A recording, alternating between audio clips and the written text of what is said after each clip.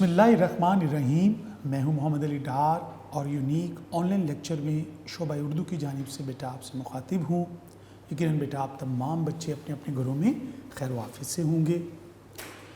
Dear students, हम लोग पढ़ रहे थे अपना सबक अदीब की इज़्ज़त, जिसके मुसन्निफ़ प्रेमचंद हैं। सिन्फ़ के एतबार से ये सिन्फ़ अदब जो है वो अफ़साना है, शॉर्ट स्टोरी, और आखिरी तोहफ़ा वो किताब है प्रेमचंद साहब की लिखी हुई अफ़सानों की, जिसमें इससे ये सबक लिया गया है। आज बेटा हम लोग इस सबक का जो बाकी हिस्सा है वो पढ़ेंगे, और इसकी जो टेक्स्ट बुक है वो उसका जो सबक का आखिरी जो पोर्शन है वो आज हम मुकम्मल करेंगे।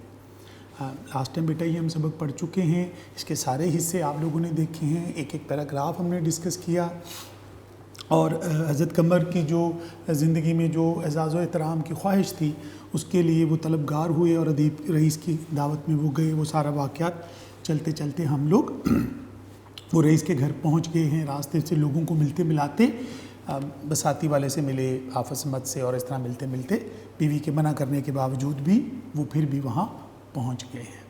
तो यहाँ तक हम बेटा हमने सबक पढ़ा था। तो आइए अब अपना बाकी हिस्सा जो उसका बाकी पोर्शन है आज उसको डिस्कस करते हैं और इस सबक को टेक्स्ट बुक में इसको मुकम्मल करते हैं। बिस्मिल्लाहिर्रहमानिर्रहीम। इब्तदा है रब्बे जलील के बाबरकत नाम से, जो तमाम जहानों का पालने वाला है। Unique group of institutions Lahore के ऑनलाइन लेक्चर में बेटा आप तमाम बच्चों को दिल की गहराइयों से खुशामदीद। उर्दू साल अव्वल इंटरमीडिएट पार्ट 1 में बेटा हम हिस्सा नसर पढ़ रहे हैं। हमारा सबक अदीब की इज़्ज़त, जिसके मुसन्निफ़ हैं प्रेमचंद। ये सबक हम बेटा पढ़ चुके। इसका बहुत सा हिस्सा, ये अफ़साना बड़ा मारूफ़ प्रेमचंद साहब का लिखा हुआ, जिसमें एक अदीब की ज़िंदगी को मौजू बनाया, जिसमें उसकी ज़िंदगी में जो गुर्बत है उसकी अक्कासी की, तबकाती तकसीम, गरीब अदीब की ज़िंदगी की जो मुश्किलात हैं और उसके दिल में पलने वाली ख्वाहिशात, एज़ाज़ व एहतराम की बात हुई। ये बेटा हम सबक पढ़ रहे थे। हमने ये सबक बेटा पढ़ लिया। हज़रत कमर जो थे वो फटी पुरानी अचकन पहने, बीवी के मना करने के बावजूद भी हज़रत कमर जो थे वो ना रुके और तैयार होकर रास्ते में लोगों से मिलते मिलाते जो हैं वो राजा साहब के घर के बाहर पहुँचे, जहाँ दरबान से मुलाकात हुई। उसने उनको रोका और उसके बाद वो तकरीब में गए, और तकरीब में उनकी जो है वो मुलाकात राजा साहब से हुई। उन्होंने बाकी लोगों से उनका तारुफ़ करवाया। तो बेटा ये हमारा पेज है टेक्स्ट बुक में। हम बेटा पहुँचे हैं पेज नंबर 25 पर। पेज नंबर 25 में हम ये पढ़ रहे थे कि जहाँ पर हज़रत कमर जो हैं उनकी रूह तकाज़ों से कांपती थी, और लेकिन वो बेफ़िक्र हो गए वहाँ पर बाज़ार से लोगों से मिलते मिलाते जो थे वो वहाँ पहुँचे। अब वहाँ जब पहुँच गए हैं वहाँ पर, तो अब वहाँ पहुँचने के बाद ये वो पैराग्राफ आ गया। तो वहाँ का जो मंज़र था, बारादरी वहाँ जब पहुँचते हैं तो वहाँ का जो एक रईस के घर का जो मंज़र है उसकी मंज़र कशी की प्रेमचंद ने यहाँ पर। ये सारा वाक़या चल रहा है। अब वहाँ पर जब वो राजा साहब से मुलाकात होती है तो वो उनको किस तरह से उनका खैर मकदम करते हैं, और उनको कहते हैं कि आपकी नज़में देख कर तो दिल खुश हो जाता है, और फिर बैठे हुए साहब से आपका तारुफ़ करवाने लगे। तो ये वो बेटा पेज है जहाँ पर हम लास्ट टाइम जिसको पढ़ रहे थे। तो मैं उसका एक पीछे से समरी आपसे शेयर कर रहा हूँ कि इस पेज पे हमने ये चीज़ें पढ़ी थी। तो फिर आपकी तारीफ़ की उन्होंने कि क्या शरीनी है, क्या जिद्दत है, क्या तख़य्युल है, क्या रवानी है, यानी आपके कलाम की तारीफ़ें की। और वहाँ पर एक अंग्रेज़ी सूट में मलबूस एक साहब से मुलाकात हुई راجہ صاحب نے حضرت قمر کی جب تعارف کروا رہے تھے تو ایک انگریزی لباس میں ملبوس انگریزی سوٹ بوٹ، یعنی انگریزوں کا لباس جو ہے وہ سوٹ ہوتا ہے، یعنی پورا کمپلیٹ پینٹ کوٹ، تو اس مغربی تہذیب کے وہ دل دادا تھے.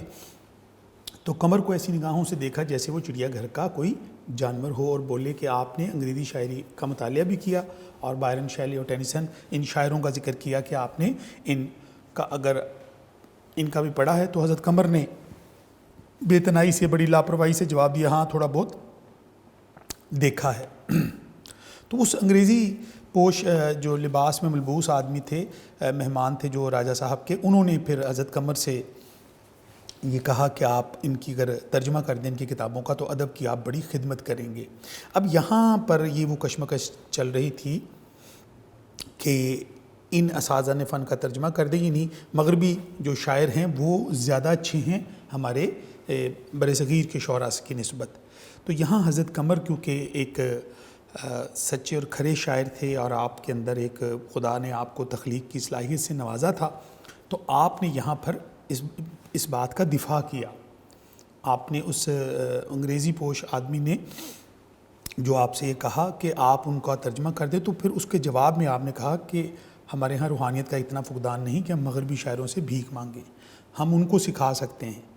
جس پر وہ انگریزی صاحب کو انہوں نے تھوڑا سا یہ بھی احساس دلایا کہ آپ کا لگتا ہے کہ آپ نے ہندوستانی شعراء کو پڑھا نہیں یا پھر آپ نے ان کو سمجھا نہیں. یہ وہ کیفیت چل رہی ہے، وہ کشمکش چل رہی ہے اس تقریب میں جہاں حضرت قمر یہ ارمان لے کے گئے تھے کہ جی وہاں جاؤں گا، بڑی عزت ہوگی، لوگ مجھے پہچانیں گے، میری تعریف کریں گے. اعزاز و احترام کی بھوک ہر انسان کے اندر ہوتی ہے اور وہ اس کو عیب نہیں سمجھتے. کل میں جز کی خوبیاں ہونا، جز کے اندر جو ہے وہ کل کی خوبیاں، یعنی اللہ تعالیٰ کو اپنی تعریف پسند ہے تو ہم انسان اس کی تخلیق ہیں تو ہمیں بھی اپنی خوبی تعریف پسند ہے. یہ وہ تصورات پر بحث کر چکے ہیں اپنی بیگم سے یہاں آنے کے لیے. تو یہاں آ کر جو ان کے ساتھ رویہ اختیار کیا جا رہا ہے اب ان کو احساس تھوڑا تھوڑا یہاں پر ہو رہا ہے. تو یہ انگریزی پوش نے یہاں تک کہہ دیا کہ ہمارے شاعروں کو تو ہجر و وصال کے علاوہ، یعنی محبوب کے ملنے اور بچھڑنے کے علاوہ بھی کسی اور چیز کو یہ زندگی کا مقصد نہیں سمجھتے. یعنی اردو جو ہماری شاعری ہے سب کانٹیننٹ کی، ان کے شاعروں کی جو شاعری کا مزاج ہے، یہ آخری حصے میں سے ہم بات کر رہے ہیں کہ ان صورتحال کے اندر انہوں نے ہماری شاعری کو بہت زیادہ تنقید کا نشانہ بنایا اور ہمارے شاعروں کے تخیلات کو، ان کے افکار کو کوئی وقت نہیں دی اور صرف یہ کہا کہ صرف ہمارے ہاں محبوب سے ملنا اور بچھڑنا ہی ہماری شاعری کا مین موضوعات ہیں. جس پر حضرت قمر نے ان کو ایسا جواب دیا کہ وہ پاس کھڑے جو راجہ صاحب تھے ان کو بڑا محسوس ہوا یہ جواب. یعنی جب حضرت قمر نے یہ جواب دیا کہ میرا خیال ہے کہ آپ نے ہندوستانی شعراء کا کلام ابھی تک دیکھا ہی نہیں ہے اور اگر دیکھا ہے تو سمجھا نہیں ہے. یعنی اینٹ کا جواب آپ نے پتھر سے دیا. یہ محاورہ ہے. اردو ادب کے اندر اچھے جو لکھاری ہوتے ہیں بیٹا وہ محاوروں سے، تشبیہات سے، جو مختلف قسم کی تلمیحات سے، مختلف باتوں سے اپنی چیزوں کو، اپنی تحریر کو سجاتے ہیں، خوبصورت بناتے ہیں. تو یہاں پر اینٹ کا جواب پتھر سے دینا محاورتاً کہا جاتا ہے. تو حضرت قمر نے جب ان کو یہ اینٹ کا جواب یہ پتھر سے کہہ کر دے دیا کہ آپ نے ہندوستانی شعراء کا کلام پڑھا نہیں، تو یا اگر پڑھ لیا تو آپ کو سمجھ نہیں آئی، تو یہ ایک بہت بڑی طنز تھی اس انگریزی سوٹ میں ملبوس اس مہمان کی. تو راجہ صاحب نے محسوس کیا کہ یہ میرے مہمان کی جو ہے یہ جواب دے رہے ہیں، تو یہ جھگڑا یعنی بات طول پکڑ گئی ہے. جبکہ وہ انگریزی پوش آدمی جو ہے کہ امیر آدمی اپنی انا کی تسکین کے لیے غریب کا مذاق اڑاتا ہے. تو ہمیشہ جو صاحب حیثیت لوگ ہوتے ہیں، جو ہمارا امیر طبقہ ہے، وہ غریب طبقے کو ہمیشہ نیچا دکھانے کے لیے اس کو احساس محرومی کمپلیکس کے اندر مبتلا کرنا چاہتا ہے. تو راجہ صاحب اور جب حضرت قمر نے اس کا جواب ان کو اینٹ کا پتھر سے دیا تو اس پر جو میزبان تھے راجہ صاحب، انہوں نے قمر کا منہ بند کرنے کا فیصلہ کر لیا. یہ وہ حصہ ہے جو بیٹا ہم ڈسکس کر رہے تھے. آپ بولے آپ کے مضامین انگریزی اخبارات میں چھپتے ہیں اور لوگ انہیں بڑے شوق سے پڑھتے ہیں. اس کے معنی یہ ہیں کہ اب آپ زیادہ نہ بہکیے. اس کا مطلب ہے کہ آپ میرے مہمان کو اس طرح جواب نہ دیں. یعنی راجہ صاحب نے آپ کو ٹوک دیا. جبکہ وہ امیر آدمی بار بار ہمارے حضرت قمر کے ساتھ یہ رویہ اختیار کر رہا تھا جس سے ان کو لیٹ ڈاؤن کیا جا رہا تھا، ان کی تذلیل کی جا رہی تھی۔ اور ایک اور صاحب آئے تو راجہ صاحب نے تپاک ہوتا ہے بیٹا گرم جوشی سے ان کا استقبال کیا اور کہا آئیے ڈاکٹر، مزاج تو اچھے ہیں، یعنی اب وہ دوسرے مہمانوں کو ویلکم کرنے میں لگ گئے۔ پیج نمبر 26 پہ اب چلتے ہیں جی، یہاں سے ہم اس کو آج پڑھتے ہیں کہ راجہ صاحب نے قمر کا تعارف کرایا۔ اب یہ ڈاکٹر صاحب سے تعارف ہونے لگا، یعنی وہ بات پیچھے جو تھی وہ ختم ہو گئی، اب ایک ڈاکٹر صاحب آئے ہیں اس تقریب میں، ان سے تعارف ہونے لگا ہے۔ آپ حضرت قمر شاعر ہیں؟ ڈاکٹر نے خاص انداز سے کہا، اچھا آپ شاعر ہیں، اور بغیر کچھ کہے سنے آگے بڑھ گئے۔ یہ تماشا کئی مرتبہ ہوا اور ہر بار قمر کو یہی داد ملی، اچھا آپ شاعر ہیں۔ یہ الفاظ ہر مرتبہ قمر کے دل پر نیا صدمہ پہنچاتے تھے۔ ان کا باطنی مفہوم، اس کا باطنی ہوتا ہے اس کا پوشیدہ مفہوم، قمر سے چھپا نہ تھا۔ عام فہم الفاظ میں یہ مطلب تھا، تم اپنے خیالی پلاؤ پکاتے ہو پکاؤ، یہاں تمہارا کیا کام، تمہارا اتنا حوصلہ کہ اس محفل میں چلے آئے۔ یعنی یہ اس کے جب کوئی شخص یہ کہتا، بیٹا یہ دھیان سے یہ چیز سمجھ لیں کہ جب کوئی شخص قمر، وہ جو راجہ صاحب تھے، جب قمر کا کسی سے تعارف کرواتے تو آگے سے کوئی شخص یہ کہتا، اچھا آپ شاعر ہیں، اور اس کو بغیر کچھ کہے سنے آگے بڑھ جاتا، تو یہ انڈائریکٹلی انسلٹ ہو رہی تھی، ان کی تذلیل ہو رہی تھی، ان کو شرمندگی ہو رہی تھی۔ کیونکہ یہاں جب حضرت قمر آئے تھے تو بڑے خواب سجائے تھے، انہوں نے بڑی تعریف کے اپنے پل بنائے تھے، ایک ایسی باتیں سوچی تھی کہ میری یہاں پر بہت توقیر ہوگی، مجھے بہت عزت اور احترام ملے گا، لیکن یہاں پر جو دربان تھا اس نے دروازے پر روک لیا۔ اندر آئے تو وہ جو انگریزی پوش سوٹ میں ملبوس مہمان تھے، وہ آپ کو چڑیا گھر کا جانور سمجھتے تھے، یا وہ آپ کو بڑا حقیر سمجھ رہے تھے۔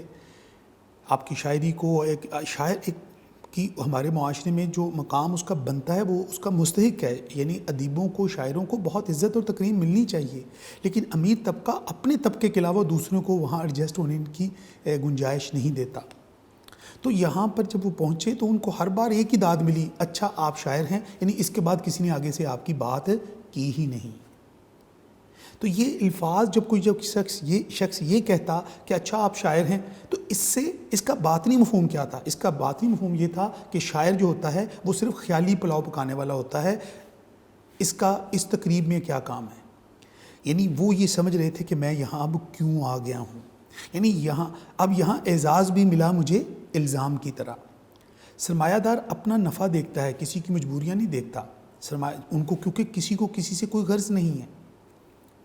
اور یہاں پر یہ جو چیز وہ محسوس کر رہے تھے کہ تمہارا اتنا حوصلہ کہ یہاں پر تم چلے آئے، اس کا مطلب یہ بنتا ہے بیٹا کہ جس طرح مخمل پر ٹاٹ کا پیوند نہیں لگتا، تو اس طرح امیروں کی محفل کے اندر غریب کی جگہ بھی نہیں ہوتی، غریب کا وہاں ہونا غیر مناسب ہے۔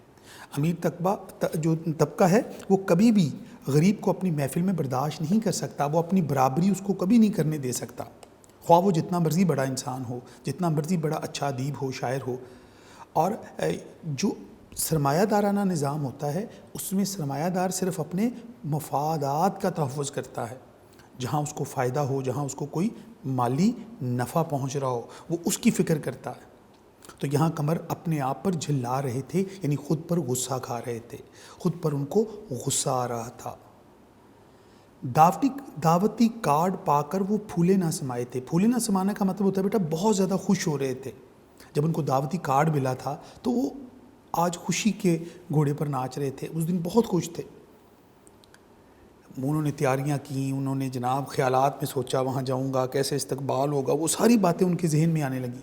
تو دعوتی کارڈ پا کر وہ پھولے نہ سمائے تھے، لیکن یہاں آ کر ان کی جس قدر تذلیل ہوئی، تذلیل ہوتی ہے بے عزتی، انسلٹ، لیٹ ڈاؤن کیا گیا، ان کو شرمندہ کیا گیا۔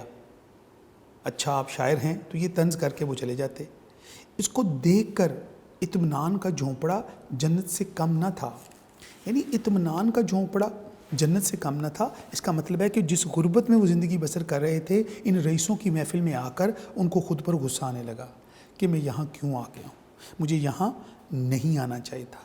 اب پچھتا رہے تھے کہ میں اعزاز و احترام کی بھوک میں یہاں آ تو گیا، میں نے یہاں آنے کا فیصلہ تو کر لیا، لیکن جس طرح کی ان کو امید تھی اس کے برعکس جب لوگوں نے ان سے رویہ اختیار کیا تو ان کو ندامت ہوئی، ان کو احساس ہوا کہ وہ جو ہیں وہ اپنے آپ پر ان کو غصہ آ رہا تھا، کیونکہ حضرت قمر جو تھے ایک دنیا کو ترک کر کر اعزاز و احترام کے بغیر ایک گمنامی کی زندگی بسر کر رہے تھے، اور وہ ادب کی جو تخلیق کر رہے تھے وہ ایک گمنام شاعر کے طور پر کر رہے تھے اور اپنے کام میں ہمیشہ مگن رہتے تھے۔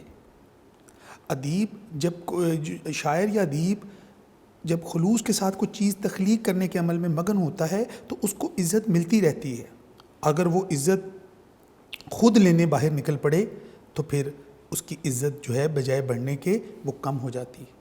اور جب کوئی ادیب یا شاعر یا ادیب سرمایہ نظام میں جکڑے ہوئے معاشرے میں اعزاز کا طلبگار ہوتا ہے تو اس کو حقیقی داد نہیں ملتی، بلکہ حقیقی عزت بھی وہ گنوا بیٹھتا ہے، حالانکہ وہ داد اور عزت کا مستحق ہوتا ہے، لیکن جب وہ خود اس سرمایہ نظام میں اس کی خاطر اس کو حاصل کرنے کے لیے تگ و دو کرتا ہے تو پھر وہ یہ جو سرمایہ دارانہ نظام ہے، یہ جو امیر طبقہ ہے، اس کو وہ مقام نہیں دیتا جس طرح یہاں پر حضرت قمر کے ساتھ ہو رہا ہے۔ یہاں پر پریم چند نے بنیادی طور پر اس سرمایہ دارانہ نظام کی عکاسی بھی کی ہے، کیونکہ بڑی خوبصورت بات ہے کہ جہاں تمہاری عزت نہ ہو اس جگہ پر نہ جایا کرو، یعنی انسان کی جہاں عزت نہ ہو اس کو وہاں نہیں جانا چاہیے۔ تو انسان کو صرف وہاں جہاں عزت ملتی ہے، تکریم ملتی ہے، احترام ملتا ہے، وہاں جانا چاہیے، لیکن جہاں تمہاری عزت کا کوئی پاس نہ ہو وہاں نہ جایا کرو کا مطلب یہ ہے کہ یہ قول اس بات کی علامت ہے، یہ بڑی بزرگوں کا قول ہے کہ آپ اس کے پاس جائیں جہاں آپ کی عزت ہو، لیکن آپ جب وہاں جاتے ہیں تو آپ کی عزت نہیں ہوتی، اور امیر آدمی اپنی انا کی تسکین کے لیے ہمیشہ آپ کا مذاق اڑاتا ہے، تو آپ اپنا مذاق اڑانے جب وہاں جائیں گے تو پھر آپ اس مقام سے نیچے اتر جائیں گے جس کے اوپر آپ بیٹھے ہوئے تھے، یعنی آپ ادب کی تخلیق کرنے والے تھے، آپ ایک بلند مرتبے پر فائز تھے، لیکن آپ کی یہ خواہش، آپ کی یہ آرزو کہ آپ وہاں جائیں اور آپ کو اعزاز و احترام ملے، تو آپ کو اس طلب کے اندر ندامت کا سامنا کرنا پڑتا تھا۔ تو یہاں پر آپ کو اپنا اطمینان کا جھونپڑا جنت سے بہت اچھا لگنا لگا، جنت سے کم نہ تھا، یہ اس لیے جنت سے کم نہ تھا، وہاں آپ اپنی مرضی کے بادشاہ تھے، وہاں آپ اپنی جو اللہ تعالیٰ نے آپ کو صلاحیت دی ہے اس کے کام پر لگے رہتے تھے، یہاں آپ آئے تھے عزت و تکریم کے لیے، گو کہ آپ مستحق تھے لیکن آپ نے خود کوشش کی ہے، آپ اپنے منصب سے نیچے اتر آئے ہیں، تو اس لیے آپ کو ان حالات کا سامنا کرنا پڑا۔ تو اب وہ دل ہی دل میں کیا کہتے ہیں، انہوں نے اپنے آپ کو تان کی، اپنے آپ کو برا بلا کہا، خود کو تان کرنا یعنی خود کو برا بلا کہنا، تمہارے جیسے عزت کے ہوس مندوں کی یہی سزا ہے، اب تو آنکھیں کھلی کہ تم کتنی عزت کے مستحق ہو۔ اب حضرت قمر کو یہ احساس ہوا، ندامت ہوئی کہ میں کس عزت کا مستحق تھا اور میرے ساتھ یہاں پر کیا سلوک کیا گیا۔ اب آنکھیں کھلی، تم کتنی عزت کے مستحق ہو، یہ حضرت قمر خود کو کہہ رہے ہیں۔ پریم چند کا یہ کمال ہے بیٹا یہاں پر کہ پریم چند نے جو حضرت قمر دل میں محسوس کر رہے ہیں اس کو بڑے خوبصورت انداز میں پیش کر رہے ہیں۔ تم خود اس غرض مند دنیا میں کسی کے کام نہیں آ سکتے، کیونکہ یہاں مطلب کی دوستی اور غرض کا زمانہ ہے، یہاں لوگوں کے مفادات وابستہ ہیں ایک دوسرے سے، جس کو کسی سے مفاد ہوگا وہ تو ملے گا اس سے، اور جس سے مفاد نہیں ہوگا وہ اس سے کبھی بھی میل ملاقات نہیں رکھے گا۔ شاعر ادیب جو ہوتے ہیں یہ ادب تخلیق کرتے ہیں، یہ لوگوں کی رہنمائی کرتے ہیں، ان کی سوچ، ان کے افکار سے لوگوں کو زندگی کو سمجھنے میں مدد ملتی ہے، لیکن مالی فائدہ لوگ دیکھتے ہیں، ذاتی براہ راست فوائد حاصل کرنا چاہتے ہیں ایک دوسرے سے، تو لوگ ایسے لوگوں کو ہمیشہ نظر انداز کر دیتے ہیں اور ان لوگوں سے تعلقات استوار کرتے ہیں، ان لوگوں کو زیادہ عزت اور تکریم دیتے ہیں جو لوگ براہ راست ان کو کوئی مالی فائدہ دے سکتے ہیں، جس کی مثالیں یہاں پریم چند نے دی ہیں کہ تم خود اس غرض مند دنیا میں کسی کے کام نہیں آ سکتے، وکیل تمہارا احترام کیوں کریں، تم ان کے موکل نہیں ہو سکتے۔ موکل ہوتا ہے کلائنٹ، یعنی وہ شخص جس نے کوئی مقدمہ چلانا ہو تو وہ اپنے لیے ایک وکیل سے رابطہ کرتا ہے، تو وہ پارٹی یا وہ کلائنٹ یا وہ شخص جس نے کسی قانونی چارہ جوئی کے لیے، قانونی پیچیدگی کو حل کرنے کے لیے کسی ماہر قانون کی خدمات حاصل کرنی ہوتی ہیں، اسے موکل کہتے ہیں۔ تو وہ موکل جو ہوتا ہے وہ وکیل کو کیوں ہائر کرتا ہے؟ اس لیے کہ وکیل کو قانون کی ایکسپرٹیز ہیں، قانون کو وہ جانتا ہے، تو موکل اس کو کیا اس کے بدلے میں دیتا ہے؟ پیسے دیتا ہے۔ تو وکیل کس کی بات سنے گا؟ ایک شاعر کی بات سنے گا، اس کو عزت دے گا، یا اپنے موکل کو دے گا؟ ظاہری بات ہے کہ وکیل کو اپنے موکل سے مالی فائدہ پہنچنا ہے، اس لیے وہ اپنے موکل کی بات سنے گا۔ ڈاکٹر اور حکیم تمہاری طرف کیوں دیکھیں؟ انہیں بغیر فیس کے گھر آنے کی ضرورت نہیں ہے۔ ڈاکٹر اور حکیم بھی ایک شاعر کو کیوں تکریم دیں گے؟ کیونکہ ان کا تعلق یہ ہے کہ وہ کسی مریض کو دیکھیں اور اس کے بدلے میں ان کو پیسے ملیں۔ تم لکھنے کے لیے بنے ہو، لکھتے جاؤ۔ اس دنیا میں تمہارا کوئی اور مصرف نہیں ہے، یعنی کوئی اور استعمال نہیں ہے، یوز نہیں ہے۔ اللہ تعالیٰ نے تمہیں کس لیے بنایا ہے؟ تمہارے ذمہ کیا لگایا ہے کہ تم لکھو؟ تمہیں تخلیق کی صلاحیت سے نوازا ہے۔ جس طرح ڈاکٹر کو علاج کے اوپر اللہ نے منتخب کیا ہے، وکیل کو لوگوں کی قانونی رہنمائی کے لیے منتخب کیا ہے، تو تمہیں لکھنے کے لیے بنایا ہے، تو تمہارا کام لکھنا ہے، تمہارا کوئی اور کام نہیں ہے۔ لہٰذا حضرت قمر کو یہاں پر اس پیراگراف میں بیٹھا حضرت قمر کو یہ ساری صورتحال سے یہ احساس ہو گیا، وہ جس چیز پر بھٹک چکے تھے، جس چیز سے وہ گمراہ ہو چکے تھے، ان کو یہاں اس بات کا احساس ہو گیا کہ وہ قدرت نے انہیں لکھنے کے لیے بنایا ہے۔ اس کے بعد پریم چند دیکھتے ہیں جی کہ یکا یک، اچھا یہاں پر یہ بات بھی آپ ذہن میں رکھیں بیٹا کہ حضرت قمر یہاں تک ہر چیز کو وہ انڈرسٹینڈ کر چکے ہیں۔ اس پیراگراف میں ان کو یہ ریلائز ہو چکا ہے کہ یہاں پر جو لوگ آئے ہوئے ہیں، جو لوگ داد اور تحسین کی باتیں کر رہے ہیں، جو لوگ ایک دوسرے کے ساتھ وہ ملے ہیں، جو لوگوں کے ساتھ ان کی جو کوشش تھی اپنی تکریم حاصل کرنے کی، عزت اور واہ واہ کروانے کی، اس کو اب ان کو سمجھ آ چکی ہے۔ اب ان کو سمجھ آئی ہے کہ ان کی بیگم ان کو سکینہ کیوں منع کرتی تھی کہ ان امیروں کی محفل میں مت جاؤ، کیونکہ لیکن اس وقت حضرت قمر کے دل میں یہ خیال تھا کہ شاید اس طرح مجھے کچھ شہرت، کچھ ناموری، کچھ اعزاز، کچھ احترام ملے، اور یہ ایک فطری خواہش بھی ہوتی ہے انسان کی۔ لیکن ایک بڑا ادیب جو ہوتا ہے وہ اس چیز کو، جب تعریف کی خواہش کی ملاوٹ اس کے اندر آ جاتی ہے تو اس کے ادب میں سے جو خالص پن ہوتا ہے وہ ختم ہو جاتا ہے۔ تو اس لیے حضرت قمر نے یہاں پر یہ ریلائز کر لیا کہ یہ مطلب کی دنیا ہے، غرض اور مفادات کی دنیا ہے، تو لہٰذا اس محفل میں مجھے نہیں آنا چاہیے تھا۔ تو یہ ان کو ریلائز ہو گیا یہاں پر۔ آگے وہ کہتے ہیں جی کہ یکا یک ہوتا ہے اچانک، لوگوں میں ہلچل مچ گئی، یعنی شور مچا، لوگ ادھر ادھر ہلنے جلنے لگے اس تقریب کے اندر جہاں وہ دل ہی دل میں اپنے آپ کو برا بھلا کہہ رہے تھے۔ آج کا جلسہ، یعنی آج کی تقریب اور یہ جو دعوت تھی، جن صاحب کے اعزاز میں تھا وہ یورپ سے کوئی بڑی ڈگری لے کر آئے تھے۔ یعنی یہ تقریب جس میں راجہ صاحب نے جس کا اہتمام کیا تھا، کسی ایسے صاحب کے لیے تھی جنہوں نے یورپ سے کوئی ڈگری لی ہے، یعنی باہر سے پڑھ کر آئے ہیں اور کوئی اچھی ڈگری لے کر آئے ہیں۔ تو ان کی شان میں ان کو ویلکم کرنے کے لیے، ان کو اعزاز دینے کے لیے، ان کو آنر کرنے کے لیے ایک تقریب کا، ایک دعوت کا اہتمام کیا گیا۔ تو راجہ صاحب نے لپک کر ان سے ہاتھ ملایا اور قمر سے بولے، آپ اپنی نظم تو لائے ہوں گے؟ قمر نے جواب دیا، میں نے کوئی نظم تیار نہیں کی۔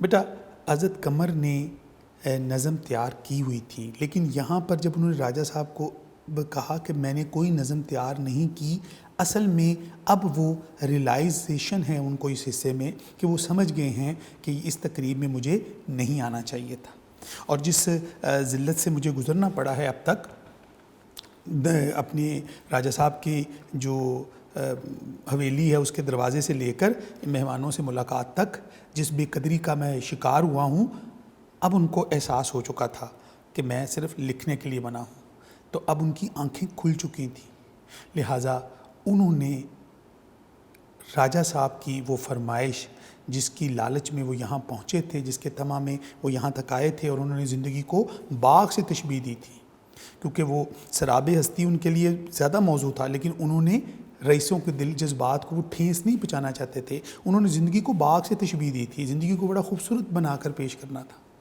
تو جب وہ یہاں پہنچتے ہیں تو اب راجہ صاحب کو کیونکہ آپ کو اس لیے بلایا تھا کہ جب وہ یہاں آئیں اور آ کر اپنا کلام سنائیں، کس کی شان میں؟ وہ جو مہمان آئے ہیں ان کے اعزاز میں، یعنی راجہ صاحب نے بھی ان کو جو مدعو کیا تھا ان کے پیچھے بھی ان کی اپنی ایک غرض پوشیدہ تھی، کیونکہ بڑے لوگ بغیر غرض سے کسی غریب آدمی سے ہاتھ بھی نہیں ملاتے۔ تو یہاں پر بھی قمر کو جو اس دعوت میں بلایا گیا تھا اس کے پیچھے ان کا ایک ہڈن مطلب تھا، کیونکہ تقریبات کے اندر جو نظم پڑھا جانا، ایک اشعار سنائے جانا، کوئی قصیدہ پڑھنا، یہ تک اس زمانے میں کی روایات کا حصہ تھا۔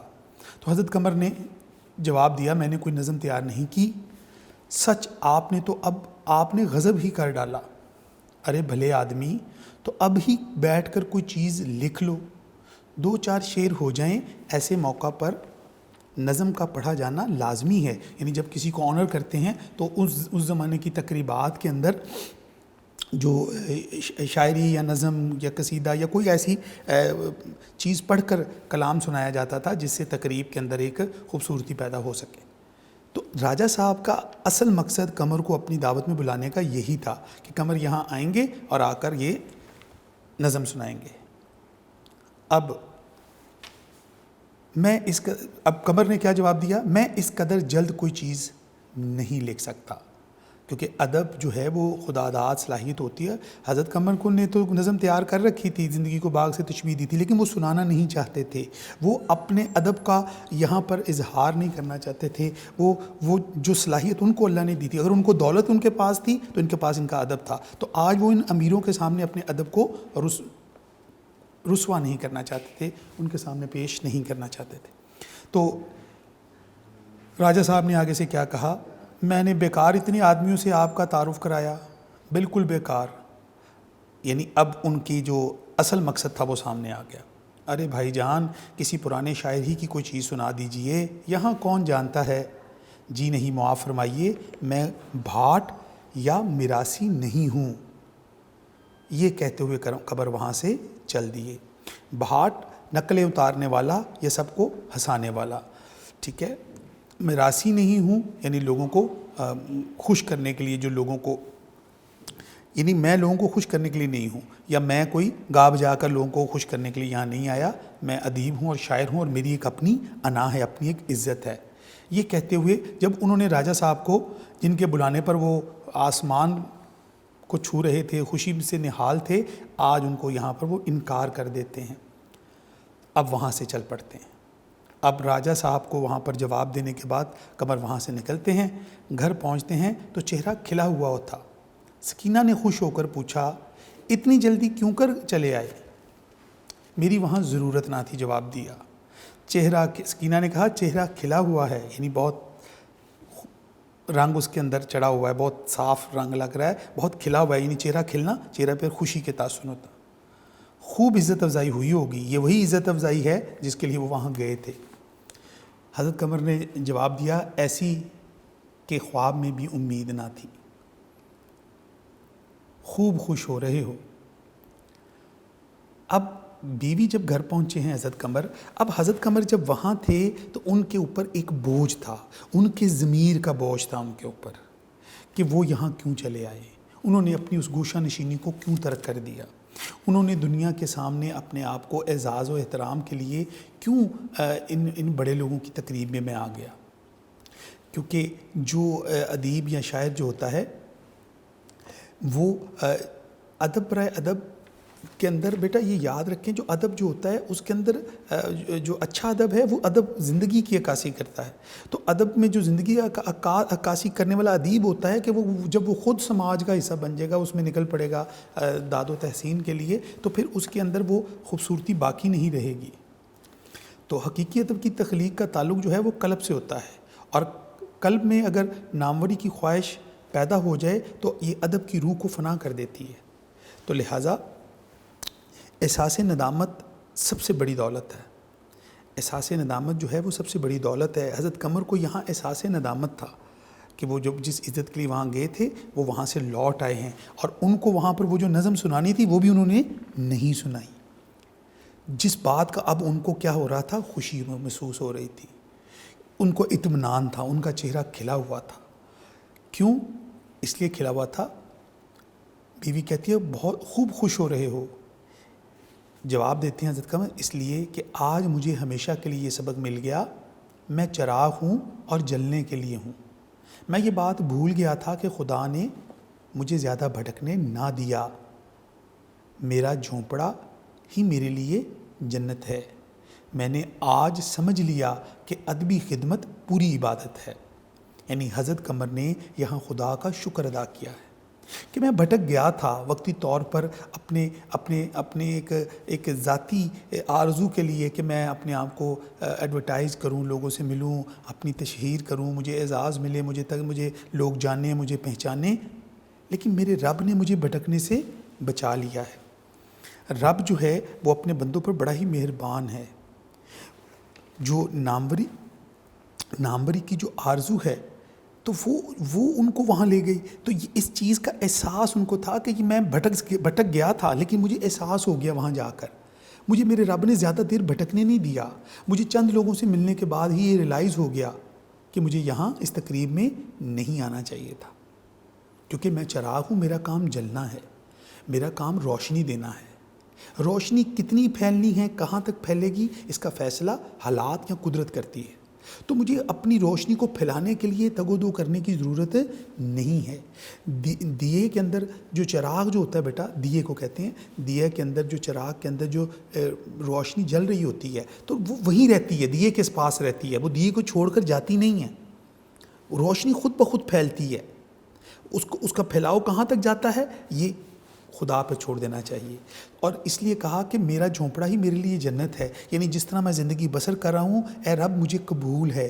انہوں نے اس بات کا شکر ادا کیا، کیونکہ صبح کا بھولا اگر رات کو گھر لوٹ آئے تو اسے بھولا نہیں کہتے۔ تو حضرت قمر اس بات پر خوش ہیں کہ اللہ تعالیٰ نے ان کو جو چوٹ لگائی ہے، جو ان کو تکلیف پہنچی ہے، وہ ان کو احساس ہو گیا ہے۔ میرا دل جو تھا، میں غفلت میں پڑ گیا تھا، وہ غفلت سے باہر آ جاتے ہیں اور یہ یقین کر لیتے ہیں کہ ادب کی تخلیق کرنا ایک عبادت کی طرح ہے، اور عبادت ہمیشہ خلوص سے کی جاتی ہے۔ اس میں لوگوں کے اعزاز و احترام کی بھوک نہیں ہونی چاہیے، لالچ اور طمع نہیں ہونا چاہیے، تو ہی وہ ادیب جو ہوتا ہے وہ ادب کی خدمت کر سکتا ہے۔ لہٰذا حضرت قمر جو ہے وہ بھٹکنے سے بچ گئے، اور پھر وہ اپنے گھر آ گئے اور انہوں نے یہ تسلیم کر لیا، ان کو یہ ریلائز ہو گیا کہ ادبی خدمت جو ہے وہ عبادت ہے۔ آخری تحفہ، تو یہاں پر حضرت قمر نے اس بات کا اعتراف کر لیا کہ مجھے ہمیشہ کے لیے سبق مل گیا ہے کہ میں چراغ ہوں اور جلنے کے لیے ہوں، اس لیے یہ میں بات بھول گیا تھا کہ خدا نے مجھے زیادہ بھٹکنے نہ دیا، میرا جھونپڑا ہی میرے لیے جنت ہے، اور میں نے آج سمجھ لیا کہ ادبی خدمت پوری عبادت ہے۔ اور اس طرح حضرت قمر جو ہے وہ مطمئن ہو گئے، راضی ہو گئے اس بات پر کہ اللہ تعالیٰ نے جس مقصد کے انہیں تخلیق کیا ہے وہ اپنی دوبارہ اسی زندگی میں واپس چلے گئے جس طرح وہ پہلے زندگی بسر کر رہے تھے۔ آخری تحفہ یہ وہ کتاب ہے جس سے یہ سبق لیا گیا ہے، یہ افسانوں کی کتاب ہے، پریم چند صاحب کی لکھی ہوئی۔ ڈیئر اسٹوڈنٹس، ابھی ہم نے اپنا سبق ادب کی عزت مکمل پڑھ لیا، آج اس کو ہم نے یہاں پہ مکمل کیا ہے۔